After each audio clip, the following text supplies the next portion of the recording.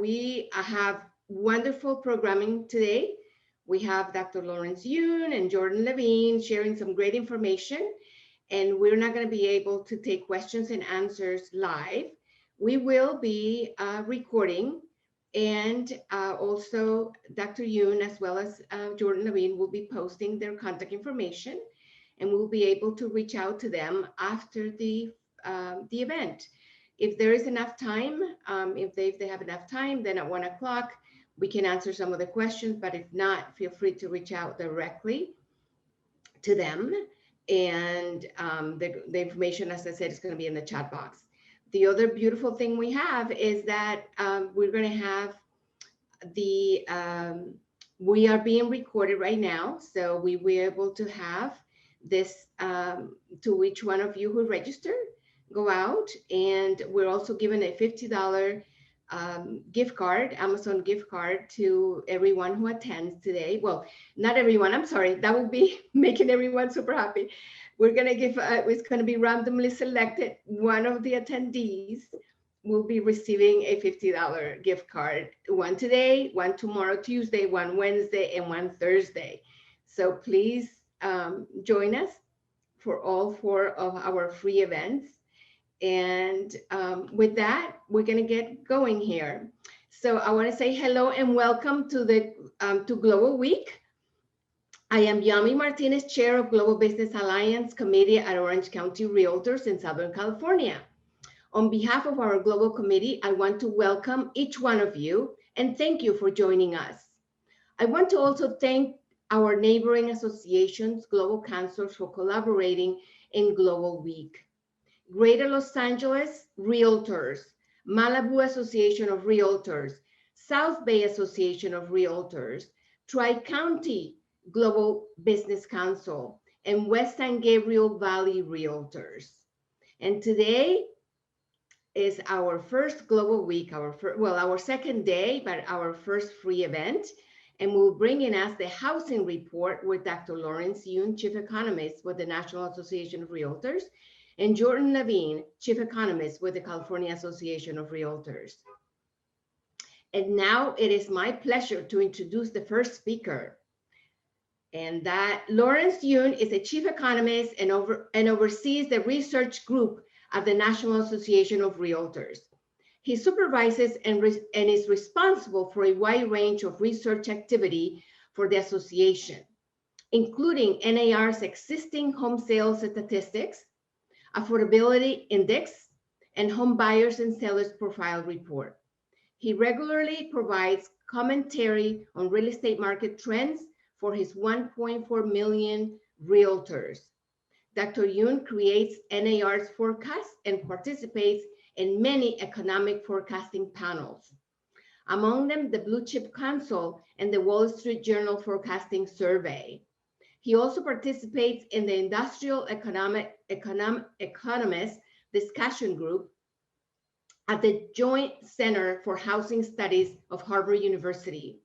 He appears regularly on financial news outlets and is frequent speaker at real estate conferences throughout the United States and has testified before Congress. Dr. Yoon received his undergraduate degree from Purdue University and earned his PhD from the University of Maryland at College Park. Impressive. Welcome, Dr. Yoon. Hello, everyone. Thank you, Yami, for inviting me to participate. Orange County, California. Well, I visited there this past month. The beauty of the place, aside from the landscape and looking at it, is I'm currently near DC. So the ocean near here is all Atlantic Ocean. And one cannot cool off, but Pacific Ocean, one can actually cool off. I certainly, miss leaving the Orange County when I had a few days over there.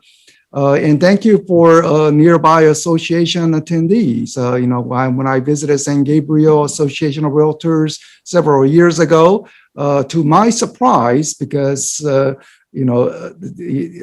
visit across the country, but when I saw the audience to clearly show that there is a different ethnic makeup across all country. And then St. Gabriel, where you have a quite a sizable foreign-born members participating, and because they cater to the global clients worldwide. It's been an interesting time. And given that my good friend Jordan from California Association will cover the California statistics a little more carefully, I will focus more on the bigger picture on the national trend, things like mortgage rate, monetary policy. So again, thank you, Yami, for inviting me to participate in this global event in Southern California. So we all know that housing market has been quite remarkable during the pandemic. Unlike the first few weeks where everyone panicked about everything, including the nature of the virus, are we going to face another foreclosure crisis? Well, the housing market, once the economy reopened, the lockdown was done and people went out. One of the things that people went out searching for was housing. And home sales really began to recover and then some, going way above pre-pandemic activity. And home price appreciation. The orange line shows the median price. The median price certainly is associated with members' income, as commissions are often tied to home prices, and it's been rising better than 20%. Now, median prices is somewhat distorted in terms of people's wealth gain, because as a typical homeowner in Orange County or LA County, you say, how did my home values rise? Well, one has to look at something called Case-Shiller price index or repeat price index, because the median prices are distorting what type of homes are being sold. Right now, more expensive homes are being sold, and therefore median prices are higher. But the Case-Shiller price index, which tried to control for constant quality, is nonetheless showing 15% price appreciation, one of the strongest price gains ever. So a typical homeowner in Southern California, let's see. So in a past 12 months, applying Case-Shiller on the median price, one is looking at, say in San Francisco, $160,000 wealth gain just by being a homeowner. And as you move down the scale, San Diego, close to 150,000, LA, 100,000. Well, Orange County, you can reasonably assume that it is between the two, between San Diego and Los Angeles. So quite a sizable gain. Other markets across the country, say Atlanta or Chicago, Cleveland, their price appreciation is also strong. But given that their prices are relatively much below the California prices, their appreciation and the net gain is more modest in relation to what people are seeing in California. So this has really created, in a sense, a divide. Homeowners smiling big, doing very well, while people who would like to become homeowners simply cannot. Home prices are getting unaffordable, leading to frustration. And now with the rents rising, further frustration that they cannot become homeowners, and now they are paying much higher rents. Home sales, in the meantime, what we are seeing is that red line is a reference point for year pre-pandemic. So you can see that home sales went down during the lockdown, then came back up, went way above the pre-pandemic. But note now that home sales are only barely above pre-pandemic conditions. I know in Orange County, sales June of this year versus last year, I think is up by better than 50%, but those are artificial comparison because you are comparing with the lockdown period. So let's compare with the pre-pandemic, and pre-pandemic is saying it's only up about 5% or so, but it was up about 20% back in autumn of last year. So you can say some loss in momentum. If we look at the mortgage application, as most home buyers need to take out a mortgage, it is actually below pre-pandemic. Now, there is a higher than normal share of all cash. So homes are being sold through cash, but with mortgages, it is slightly below the pre-pandemic at the moment, again, indicating maybe there's some loss in momentum. But is it truly the case where the buyers are giving up? Well, I would say that perhaps some buyers are being chalked off on affordability. They simply cannot afford to buy at these high prices. But another key reason is we simply don't have enough homes for sale. Inventory level, all-time low. Seasonally, we are getting little increase in inventory during the late spring, early summer. But if we compare to similar time period in other years, this is a record low inventory. So we simply don't have enough homes available for sale. And that is why sales are not clicking. If we had more inventory, and you can easily do a scenario in your head, 20% more inventory in your neighborhood, would you have 20% more home sales? And I would gauge that most of you will say, yeah, we would have 20% more home sales if we had 20% more inventory. So inventory or lack thereof is, in a sense, holding back the sales potential. So why do we have this housing shortage? Well, housing shortage simply did not happen in just 1 year time frame. This is a long history of new home construction in America, from 1960 all the way to the most recent. And it shows that in some years, it is little above average, and other years is below average. It's a cyclical business. Realtors, if you have a good year, please don't spend all that commission income. Save just in case there was a downturn, because it shows that it goes through the cycles. But note what has happened from 2007 onwards. America has been underproducing for multiple straight years, essentially 15 straight years underproduction. And that is why we simply don't have enough homes for sale. It's not only about Southern California. You can look at the Northern California, you can look at Seattle, you can look at Phoenix, pretty much all across the country. We don't have sufficient inventory because America simply were not producing enough homes to account for the population increases. The final two red bars that you see, that is my forecast. That is not actual number. So my forecast for 2021 is finally, we are going to go a little above average, and next year, maybe a little more. Lumber prices was a total shocker to the home builders back in spring, but it has moderated, and hopefully this moderation brings more active construction. But I do anticipate a little more construction this year compared to certainly the more recent years, but also go above historical average, which means we will steadily see more inventory come to the market later this year and going into 2022. What about the demand on the mortgage rates? Red line shows the mortgage rate trend. The reason for the home sales surge late last year was because mortgage rates were falling to all-time low, averaging 2.7% by December. Then it began to tick up a bit. So red line shows the mortgage rate. Green line is what you hear in the news, what the Federal Reserve is doing. And the Federal Reserve is indicating we have a zero interest rate policy or maximum liquidity policy, and we don't intend to change the green line next year. Maybe, only maybe in 2023, they will begin to consider raising the green line. So the Federal Reserve and the monetary policy looks to be very steady.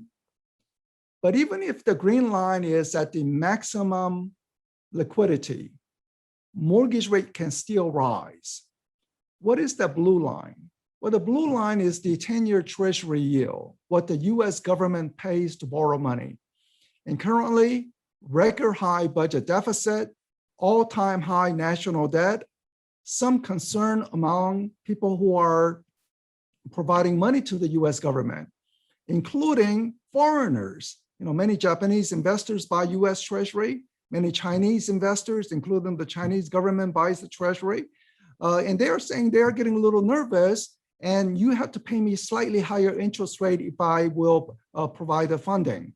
Now, there are others who are providing the funding including the Wall Street, grandmother, Federal Reserve is also providing some money, but the blue line can rise on its own independent of the green line. I just want to put that. And the mortgage rate generally follows the blue line. This morning, the stock market is down.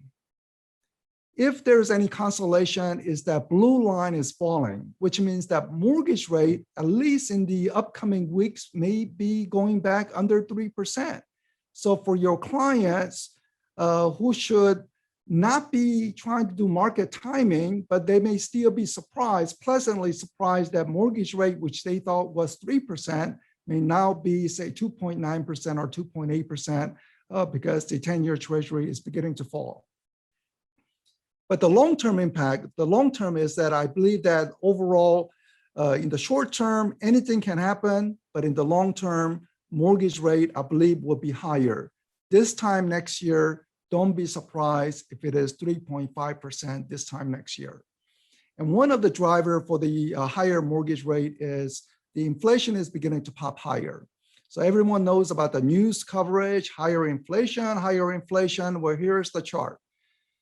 It used to be about 2% to be sort of the normal, ideal, but now it is way above 2%. In fact, trying to hit the 6% line. So it's definitely popping higher compared to 1 year ago. And as an economist, this is a little nerdy figure. So what this chart tried to show is, how did the price change from last month? Just 1 month change. And then you say, what if this trend was to continue for the next 12 months? So whatever happened from last month to this month, you just multiply by 12. So annualized rate. And it is showing 10% or 11.4% inflation rate. So this is a very strong popping out inflation rate condition. And if the inflation is high, I remember my parents, 1970s, inflation was very high, but they also pay humongous amount for the mortgage rates, 15% mortgage rates. Because when inflation is high, the lenders know that the money that is returned to the lender would have lost value. And only way to compensate for that loss in purchasing power during an inflation is to charge higher interest rate. So far, I think the Wall Street, the lenders believe inflation is not a real concern yet. They are saying this could be temporary, so they're not raising mortgage rates, or the treasury yield is very calm. But if the inflation remains stubborn, then expect mortgage rates to rise. So this is one thing that I'm monitoring very, very carefully. And some of the items, just for your curiosity, used car prices up 45% from 1 year ago. And even the rental car agency, some of the rental car agency like Ava's Budget, they're saying, look, rather than rent the car out, we're going to just sell it. We're going to get more money. So right now, the used car prices up significantly, gasoline prices up. I know the realtors drive a lot, so this is hitting your pocketbook immediately. Even if you are to buy a new home, laundry machine, I mean, those, up 29%. So you see different items, but the rents, as you go towards the bottom, this is one area where I am disputing with the government statistician. The government is saying the rents are rising 1.9%. But based on some of the private sector data, like the apartment association or some of the property managers of large apartments, they're saying rents are rising 4 or 5%. So I don't know how the government is getting only 1.9%, but if the rents are picking up, that means that we have even worse inflation than what is officially being reported. And this is what the government officially is reporting, rents rising 2%. Before the pandemic, there was not only a housing shortage, but apartment shortage. Because of the apartment shortage, rents were rising 4%. But now they are saying 2%. But if we look at the number of new renters coming in, I think this number will definitely begin to pop higher, and hence inflation could be a little worse than what it is currently, current high levels, and therefore it could hit mortgage rates. So be prepared for possibility of higher mortgage rates later this year and certainly by 2022. This is the total US jobs to show that before the pandemic, March 2020, job numbers were good, and then boom, the Disney shut down. They have to lay off workers. People are not traveling. They lay off hotel workers. You cannot dine, go to the restaurant, laying off workers. But steadily, jobs are coming around. But we are not back up to the pre-pandemic yet in terms of the total jobs. In fact, here is the 50-state variation across the country in terms of the job numbers. California is down 6.1%. This is the latest number compared to March 2020, before the pandemic. So California is down 6.1% in terms of total jobs. And it is one of the more negatively impacted states. Only New York State and Hawaii, they have more job losses. Hawaii is tourism related. New York, I guess New York City is suffering through it, but California is down. But if you look at the nearby state of Arizona, they're almost positive. Oregon, they're negative, but not so much. But Idaho and Utah, they're actually positive. They actually have more jobs now compared to pre-pandemic. But you see the variation. And I think Governor Newsom overall strategy was to say, if there's a virus outbreak, we're going to shut the economy down, or as to say mask mandate. So Governor Newsom has been much more careful trying to contain the virus, while in Utah, businesses have always been open, even April, May of last year, and hence, it didn't impact the job market as much. Now, even though the job market is not back up to normal, job openings are at record high. It's mostly in the lower wage industry, like restaurants, the hotel industry, and some people are saying the generous unemployment benefit could be causing people not to return to job, but it could also be coronavirus, or it could be that the school is closed, and for people, parents with school-age kids, they're saying there's no way I can leave my kid at home alone, and I don't have money for childcare. There's nothing I can do other than stay at home. So a variety of combination as to why job market is not back up to normal, yet job openings are at record high levels. So pretty much, when you walk down, say, Laguna Beach, I'm sure there's help wanted sign. They want to hire people, but we are not fully back up to normal. So my forecast is that home sales in 2021, even though we are losing some of the momentum in sales because of lack of inventory, it will be about up 10% from 1 year before. And you say, how is it if we are losing momentum? Easy way to think about it is last year, we missed 2 and 3 months of home sales because of the lockdown. This year, we have 12 months of home sales. And that is why we get comfortably higher home sales in 2021. 2022, we have two opposing forces. Job creation is positive, and let's assure the coronavirus is contained. So job creation is positive, but mortgage rate will be higher. So two opposing forces, and hence the home sales may come down just a notch. Home prices will still go up.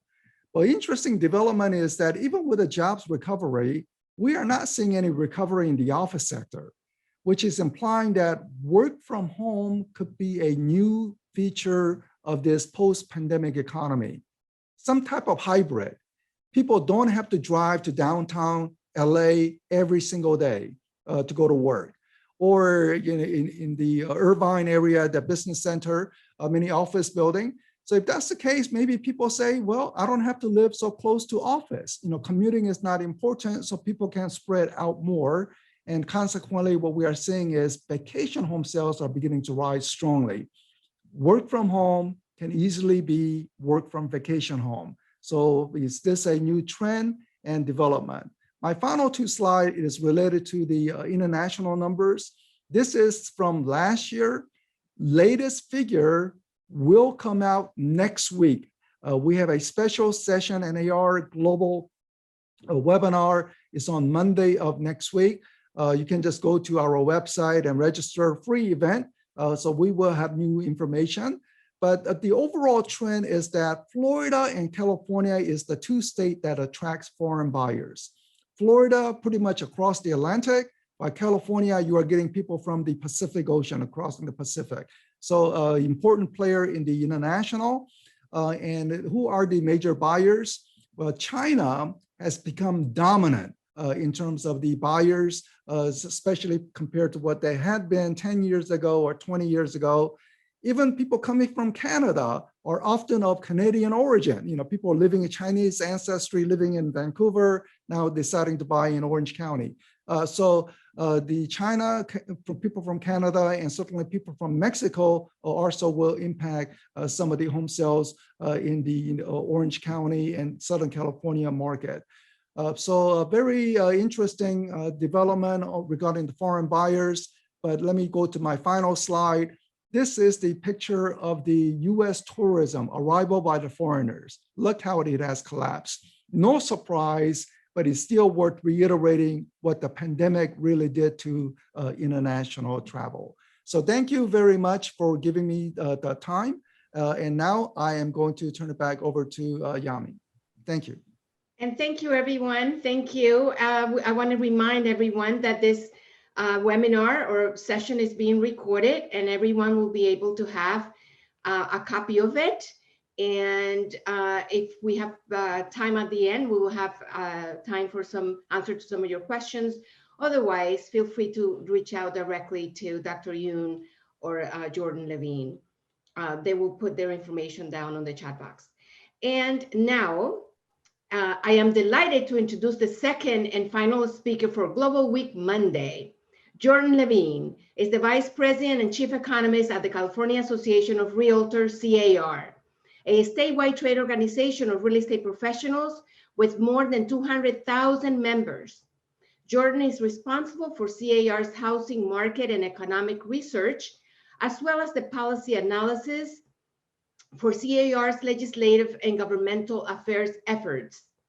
He has a passion for homeownership, is actively involved in the company's diversity, equity, and inclusion initiatives, and regularly represents CAR to its members, the real estate industry, policymakers, and in the local and national media. Jordan has a bachelor's degree in economics from University of California, Santa Barbara, and a master's degree with merit in international economics from the University of Sussex. Prior to joining CAR, Jordan worked in consulting as an economist and director of economic research, where he oversaw all research and economic analysis on California's economic and housing market, and regularly spoke to trade groups, public officials, businesses, and the media. So with that wonderful information, welcome, Jordan. Yami, thank you so much. I'm going to go ahead and share my screen. And while I do that, I'll just say what an honor it is to be here with you today in Orange County. And also the most important credential, which Yami left off, is that I'm an official card-carrying member of the Dr. Yoon fan club. So just an incredible honor to be here speaking after him. That was a perfect tee up for my remarks, because a lot of those national trends that Dr. Yoon addressed, we're seeing actually play out right here in our own backyard. So when you think about the kind of tailwinds and the things we have to look forward to, the reasons to be optimistic, first and foremost is that extremely tight inventory that has really plagued us for so long throughout the whole duration of this recovery. We're finally starting to see some light at the end of the tunnel on that front. In fact, we're adding more homes to the MLS each day. Some of that is in fact seasonal, but more importantly, those new listings are finally starting to keep pace with the amount of homes that we're closing, right? Before, we were closing them so fast that no matter how many we put onto the MLS, we were falling farther and farther behind the 8 ball from the standpoint of total active inventory. But now we're seeing not just the number we're adding to the MLS every day going up, but actually the total number of active listings that are there at any one point in time go up as well. And that's critically important from the standpoint of buyers, right? Because total actives are what you're going to see when you look on the MLS, and that equates to more choices, which is something that buyers have not had enough of, I would argue, for the balance of this economic recovery. That being said, we are seeing those signs of buyer fatigue, and I'll run you through some of those economic indicators that we see playing out here in California. But we do still have the prospect of an ongoing economic recovery, right? And so those things kind of tend to cancel each other out, right? We do have some folks getting discouraged, but at the same time, we have folks whose economic situations are improving, and that obviously cuts the opposite direction. And so when you think about how these two, this increase in supply, slight reduction in demand, is playing itself out in the marketplace, is, I would argue, nothing to worry about. It's just a sign that the market is cooling. And in fact, from the standpoint of somebody who had lots of student loan debt in economics, it is encouraging, because in fact, it shows us that supply and demand mechanism is in fact working. Prices go up, market is competitive, and you see home sellers start to put their homes back on the market. So we're still seeing incredibly competitive conditions out there, just slightly less so from those extremely competitive levels that we were at a few months ago, 5-6 months ago. And so I think that gives us opportunities as real estate professionals to freshen up our script, right? Is that we can start encouraging home buyers again. We saw from Dr. Yoon that rates are coming actually back down after bumping up in the face of those big inflation expectations. And there's also more inventory to choose from. That's something that we can play up to those buyers who may have gotten skeptical that now rates are low again and you have more options to choose from. Let's take advantage while the iron is hot. And at the same time, maybe dialing back seller expectations a little bit, because they're not the only home on the MLS. They're just one of the only homes now on the MLS, right? And so just kind of rebalancing that story a little bit, because when you look at the kind of sum total of what this all adds up to, we're still very optimistic, as Dr. Yoon was, in terms of both sales and prices continuing to go up this year. In fact, we're forecasting a double-digit increase in home sales, even as the second half might be slightly tougher. And when the dust settles on the end of 2021, we may in fact see California in the kind of 760 to 770 range in terms of an overall median price. So that's kind of the balanced story when you take it all together. Let's go through some of the good news, right? Because this increase in new listings, that's how many homes we're actually adding to the MLS, is finally starting to move in the right direction. You can see that we thought about moving in the right direction back at the end of 2020. Of course, the first quarter of 2021, we had another outbreak of COVID and had to reclamp back down on the economy. And so we started to reverse course. But really, over the course of the last 2 months in particular, you've started to see more new listings, more sellers deciding to go ahead and put those homes on the market. Part of this, again, is a seasonal trend. This is when new listings tend to ramp up. And you can see also that compared to a kind of pre-crisis MLS, right, we were adding about 30,000 homes to the MLS a month back then, right? So we still have a long way to go. We don't want to get carried away celebrating this, right? But we are also seeing those kind of initial signs of light at the end of the tunnel. And I think, Dr. Yoon was dead on. When we get more supply, we'll have no problem moving those homes, right? We pretty much sell whatever's available to sell. And so this is ultimately good news from the standpoint of our forecast and where we think home sales are going to move over the medium run. But it's not just the number of new listings that we're adding, right? It's from the standpoint, especially of a buyer who wants to go and search on realtor.com or ask their realtor what's available for sale. It's that we have enough listings that we're actually replenishing what we're taking off of the market every month, right? And now we're finally starting to get to that point where we're not so unbalanced, where we aren't taking them off so much faster than we're putting them onto the MLS, that it's actually resulting in slightly more listings when a consumer goes out and does a search. And you can see, especially back in 2020, especially during the second half, those home sales, those green bars that I'm showing you here, were just so far ahead of what we were putting onto the MLS that every month of great home sales put us, again, farther and farther behind the 8 ball in terms of what we had left to sell to other consumers in the subsequent months. And so, again, these are very encouraging signs. In fact, you can see that this is the first time that we haven't shrunk by about 50% on a year-to-year basis in terms of active listings in a very long time. We were still down from where we were at this time last year, which was already, no real picnic in terms of active inventory, by about 28%.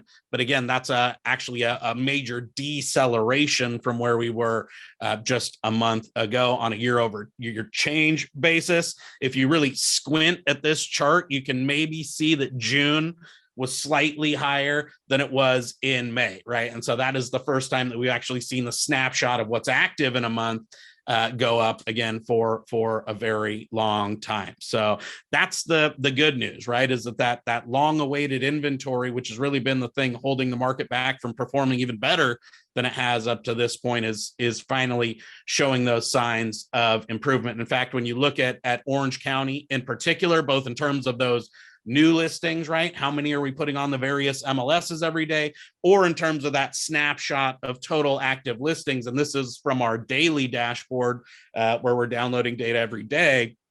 You can see that right up through Friday, which is when this data runs, that total active listing number is improving. We've still got a long way to go, right, to those pre-crisis peak levels, but it's also been a very long time since we've even seen those numbers not get worse, right? Not deteriorate. And so for me, this is a real sign of encouragement about why we can expect the rest of the year and 2021 as a whole to outperform where we were at this time in 2020. The problem being, though, is that supply constraint really did persist for I would argue too long, right? And that we weren't able to sync up this increase in supply with that exceptional surge in demand. And indeed, we have seen that buyer fatigue start to set in, right? We have a lot of buyers in California in particular where, folks are putting in offers, they're going and looking at homes, right? And they're being outbid. They have someone who's willing to go in with no contingencies, bigger down payments, pay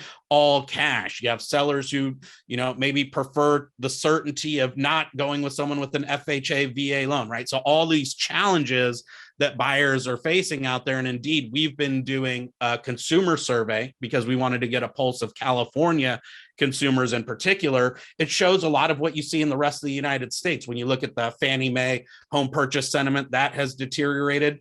But this is just Californians. And what you see is that when you ask Californians, and we do about 1,000 a month, is it a good time to sell a home? Is it a good time to buy a home? If you do the actual difference of folks who are optimistic about selling, but discouraged or conversely optimistic about buying, that gap between buyers and sellers hit the biggest number we've ever seen in the 3+ years that we've been doing this survey. So sellers are much more optimistic than buyers, and that is actually feeding itself into that kind of mentality where we are seeing some buyers at the margin, I would argue, decide to take a step back. And indeed, when you look at our weekly survey of California realtors, they're telling us that is happening as well. In fact, last week we had 45% of the 1,000 or so realtors that we spoke to had a buyer specifically decide to take a break from the market, right? And that number is actually going up. We had 55% of members that we spoke to last week who said that they're seeing more buyers behaving that way, right? And so again, as prices go up, as folks get out competed, that does tend to weigh on folks psychologically, and that's what leads to these changes in mortgage applications that Dr. Yoon talked about at the national level, because we've gone from a point in time where we saw mortgage applications growing by 50-60% on a year-to-year basis, in part because we were comparing it to that real deep pit in 2020, right, when there's basically no mortgage applications being filed, to a point in time where they first decelerated and have now been negative for the past 6 weeks in a row. And when you look at the overall level of mortgage applications, and I've called out just the past 2 Julys so that you could see where that kind of midpoint in July has been over previous years, not just in the kind of crisis economy that we had last year where buyer demand came back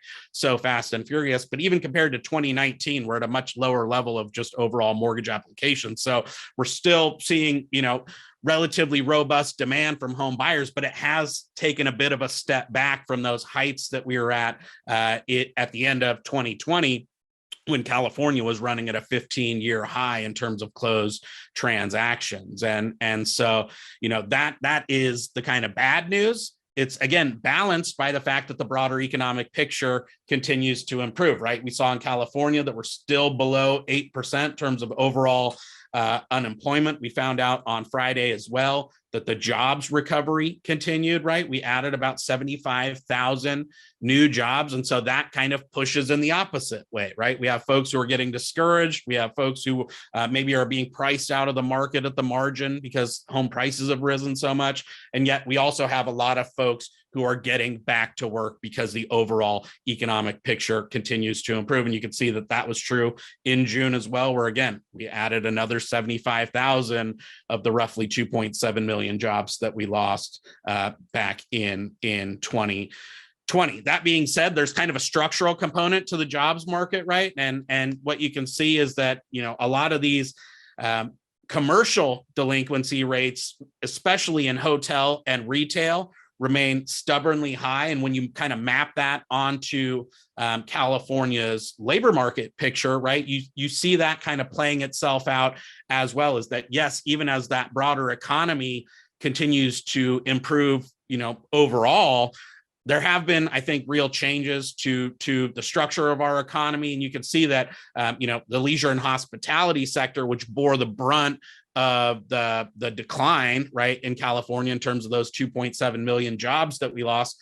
they were responsible for a big chunk of the jobs that we're seeing back. Now that we open the economy up, we do see folks going back to the bars, to the restaurants, to the hotels, and those jobs are starting to come back. But look at retail trade, right? The jobs there, and we're still about 75 to 100,000 jobs below pre-crisis levels in retail. Those jobs are coming back much more slowly, right? And so I think that there is going to be a component where not just the work from home piece, as Dr. Yoon alluded to, will be at least partially permanent, right? And folks might work 1-2 days a week from home or however that ends up playing itself out. But folks, I think, are also really comfortable buying stuff from the comfort of their own couch on Amazon, and that may lead to a much slower recovery for certain types of commercial real estate, in particular on the retail side of the equation, because you're just not seeing those jobs come back at the same level that you're seeing in restaurants and hotels, even as the economy reopens. So that will continue to be a challenge. We'll continue to grapple with those structural changes that have been ushered in by the nature of this crisis. The other thing is that, even as the kind of broader COVID trends are encouraging, when you look at it from a kind of zoomed out perspective, we have almost 60% of the population that has received their first shot, right? And over 42 million doses have been handed out. And yet when you zoom in, you can start to see the impacts of those 4th of July celebrations showing up in terms of the overall COVID numbers, right? And this is both new cases and the 7-day average, but the death numbers look similar, right? And so I think that COVID will remain a part of the nomenclature, especially here in California as we move forward, because, especially as you look at those vaccination rates are really starting to plateau around 60%, which is below the level, that the experts assert that you need for full, herd immunity or more broad resistance. And so I don't bring this up as a medical expert, but just because the economic data that I shared with you is so closely tied to those ups and downs that we've seen in COVID. When the COVID numbers go up, the economic numbers go down, and vice versa. And so that's one of the reasons why we've been enjoying such a robust, economic improvement up to this point, is because we've been so successful at getting a lid on those cases. So, that's just something that we're going to need to mull over. And I think all the more reason why, as real estate professionals, we don't want to overinterpret the 510,000 unit pace that I reported on in December, the 80+% increase in home sales that CAR reported for May, right? Because we still have headwinds out there. I just want to make sure that, I don't want to panic you. I just want to make sure you don't throw your business in cruise control, autopilot, that you start to freshen up that script for buyers and sellers, because there is a bit of a shift starting to happen out there. But I think when you put it all together, again, it's nothing to panic about. We're just seeing a market that's actually normalizing, right? That's what's supposed to happen in an economy with excess demand, is that you eventually get an economy that starts adding new supply. That's how markets actually work. And so again, lo and behold, that money on those student loans was not indeed wasted. But we are at a lower pace of home sales. About 436,000 units is where we were in June statewide. Now, that's much better than pretty much any other time we've seen in the past decade, right? Where we've been, very pleased even just to break 400,000 home sales, right, in California. But it's important to note that that is a modest step back from where we were in December, when, again, we were seeing almost 510,000 units transact on an annualized basis. Again, the market has started to normalize, but still incredibly competitive with just 1.7 months of supply, a median time on market of just 8 days in June, right? And I wish my dad was still around. He was a realtor in the 80s, and they would have killed for 8-day median time on market, right? And so again, market's still very robust, but it is one that's acting a little bit more normal, right? And that's why even as we continue to report 28% growth in terms of year over year comparisons, right? We're comparing it to a point in time that wasn't particularly great yet in terms of home sales, but more importantly, just the level of home sales is starting to slide from those 15-year highs. It's still a great number compared to, again, as you see, going all the way back to 2008, 435,000 units would be a great year at any other point in time. I just want to, again, warn you off the temptation to, throw it in autopilot and phone in the rest of the year, because I do think that we're starting to see that shift, in particular at the top end of the market, which has really been carrying California's housing market right up through the present day, has started to decelerate. If you go to the May numbers, 2 million and up was up more than 300% from where it was in May of 2020, right? And it was still doing the best out of any segment of California's housing market in June. But that pace of growth was now in the kind of 150% range, not in the 300% range, right? And so again, that is why we, aren't panicked and still remain optimistic about the trajectory, right? But why we also think that the second half of the year will be a deceleration from where we were in the first half of the year. Every part of the state is still growing, fortunately, right? And actually, contrary to what you read in the paper about everybody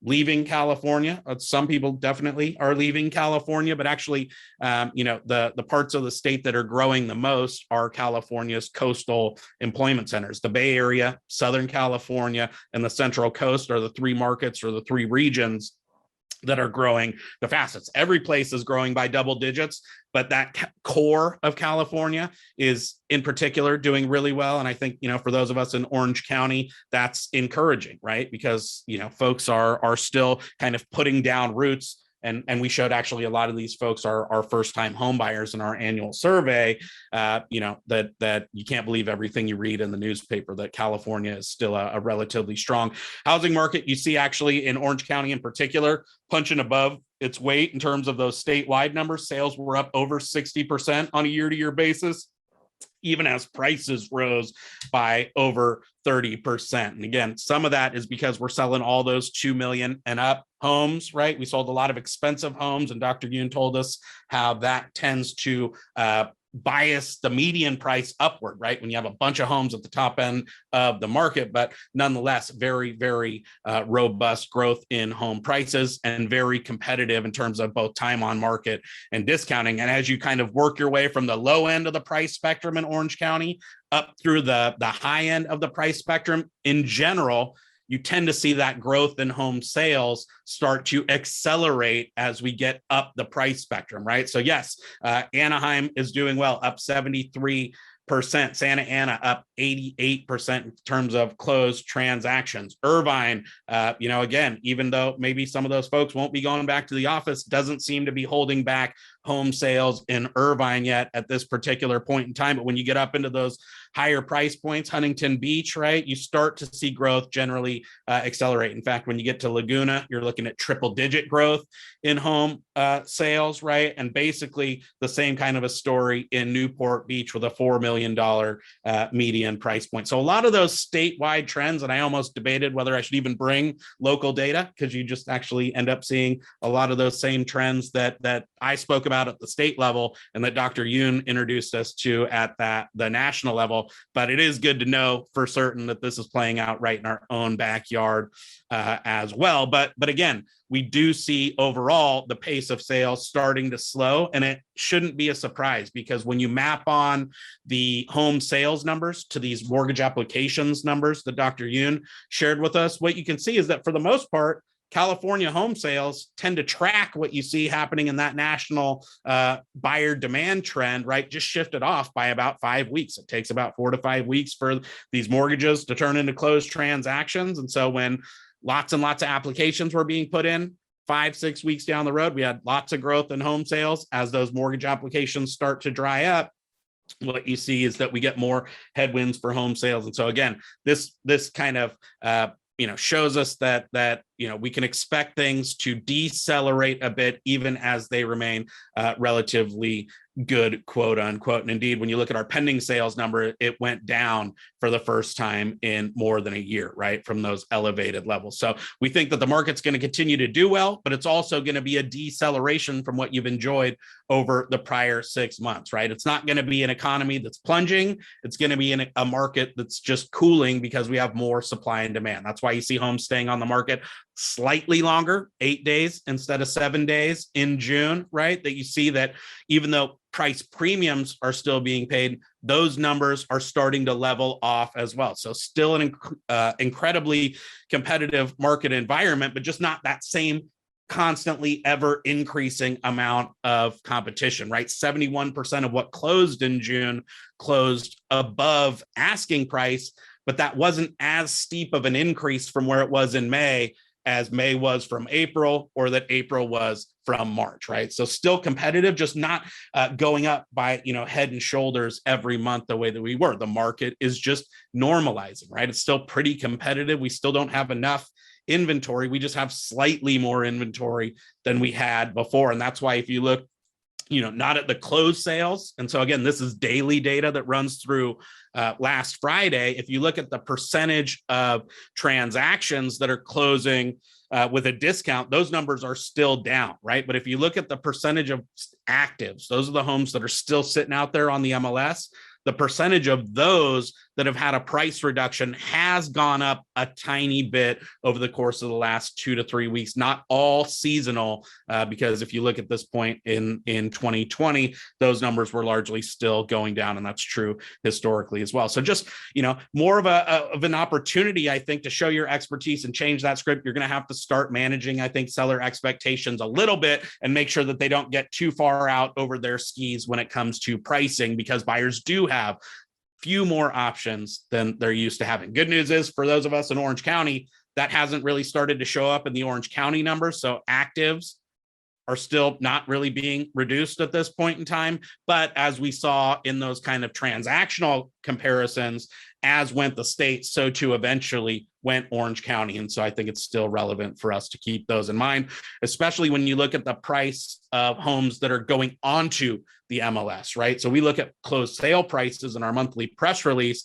but we're also in the background tracking what are the prices of things that are hitting the MLS, and growth in new listing prices has decelerated substantially. So we do see buyers not being as aggressive when it comes to pricing in terms of what they're putting on lately, right? And so market is normalizing. We still are basically at an all-time high, $820,000 median price here in California, up 30% from where we were at this time last year, which makes it really difficult to put together a forecast, but we are rolling out our mid-year forecast next week. I can give you a sneak preview as long as you don't tell Lotus and get me in trouble at work, but the market does continue to outperform, especially in terms of those signs of optimism and getting those new listings added to the market. But I think it's important to also keep in mind that the pace of home sales is cooling, even though we have more units to sell, just because some folks are running into affordability constraints. They've suffered from that psychological impact of the buyer fatigue. And, even though we're getting more new listings, the market is still incredibly depressed when it comes to housing supply, and that will continue to hold back the market from maintaining those 510,000 unit, home sales levels. And so we're still optimistic about the future. We just think the second half of the year is going to be tougher than the first half. It still probably translates into a market that has about 440,000 home sales this year, and maybe a median price of about $765,000 on an annual basis. And that's why I think, again, use that as an opportunity. Use this data to have those conversations with your buyers. You have more options to choose from. Rates are lower again. You have an opportunity to get in before they go up. And the same thing on the sell side to manage those expectations. Buyers have a few more options to choose from. Let's be strategic about what price we put this thing on. And I think if you do those things, then your year will be a double-digit one as well. And so again, I thank Yami and OC Realtors for allowing me the opportunity to be here. I appreciate the knowledge shared by Dr. Yoon, and I thank you all for your time. Thank you. And there is a question for you if you have a minute to answer. Sure. It says, how do you factor in cash buyers? Are they also pulling back due to fatigue? Yeah, so we do see some in our survey data. We saw fewer cash buyers this year, and actually some MLSs do put in notes on whether there's cash buyers or not. But investor sales in general in California, we have a difficult environment, policy environment, shall we say, from the standpoint of investor properties and rentals and things like that. And that has already been depressing our investor share of overall transactions even prior to COVID, but that's still going on now. Thank you. Thank you so much. And I want to thank you both for the wonderful presentation, for educating us. And since we're very close to ending, so I'm going to conclude. We're going to be sending this webinar as a recording to everyone, and that if people have questions, they can reach out to us. Let me see here. Let's try to see if there are questions. Well, tomorrow, looking forward to seeing you all again tomorrow at 10 a.m. We are going to continue with the global with our global week. Tomorrow morning at 10 a.m. Pacific time, we're going to have the global transaction panel. We're going to have three outstanding individuals: Lauren Cohen, international lawyer and cross-border expert. We're going to have Michael Brooks. He's a tax attorney and owner and president of Direct. Is an organization or a company that understands tax implication facing foreign investors of U.S. real estate. And we're going to have Iva Slavcheva. She's a business development manager at Money Corp, currency exchange and international payments. So I would like to, with this said, I would like to say that it has been my pleasure to be with all of you today. And thank you, everyone, and thank you for joining us.